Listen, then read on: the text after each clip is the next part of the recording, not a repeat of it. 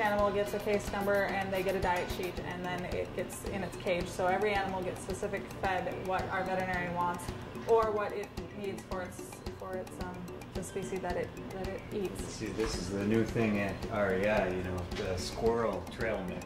Oh. Right. It's specially designed to make duck rower and game bird chow. Oh, wow. And like we were saying, there's plenty of, we've got mealworms and hungry.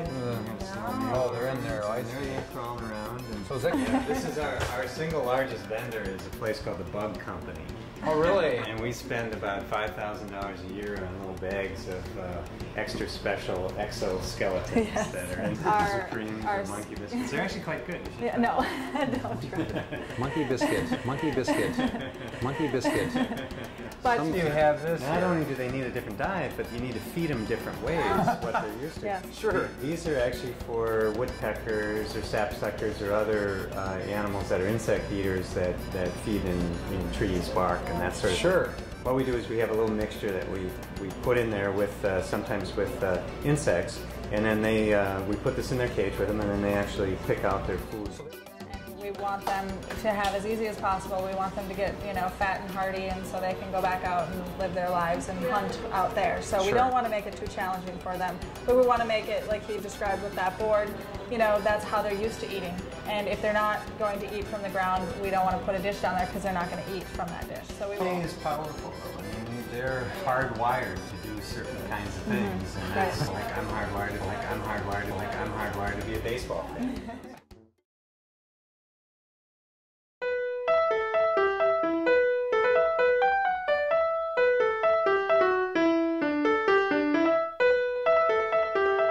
I'm Dr. Karen King, one of the staff veterinarians here at the Wildlife Rehabilitation Center. This is a juvenile coyote that we've had at the center for 4 days now. This little guy was near Highway 35E, was about to enter oncoming traffic when a kind citizen came along and found the coyote and picked him up and brought him into us. Today we're going to examine him quickly and then give him some fluids because we're still in the process of getting him well hydrated. We would expect he'll be with us for several more months.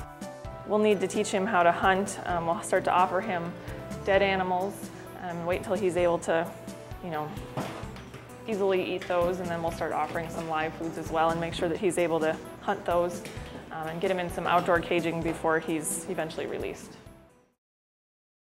To me, one of the amazing things about this place is the fact that all of the animals that come to us are brought to us.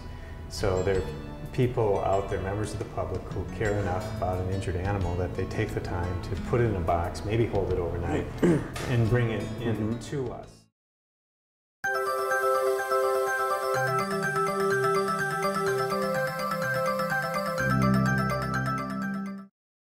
On this special day, these two heroes, mother and daughter, Barb and Jennifer Christensen, found a baby squirrel that was in shock. They quickly rushed it here to the Wildlife Rehabilitation Center of Minnesota. They both have been here more than once. Because of this act of compassion, this squirrel has a chance.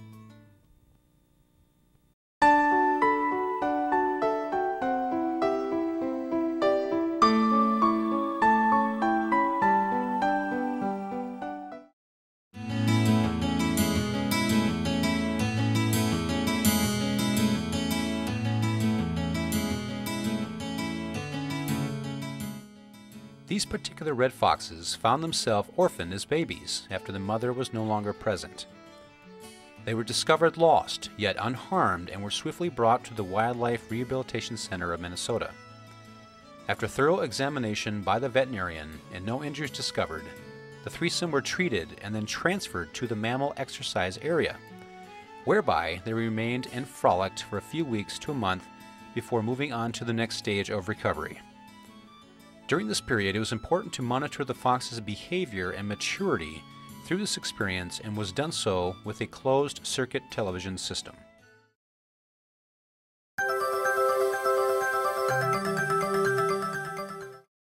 Our next stop is the Avian Nursery, a special place where turtles and birds are kept throughout their stay here.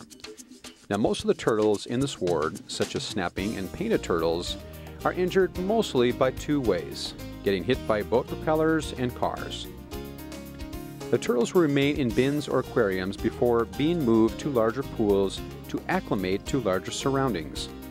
Once the turtles reach the pool stage, freedom into the wild is but a few days away.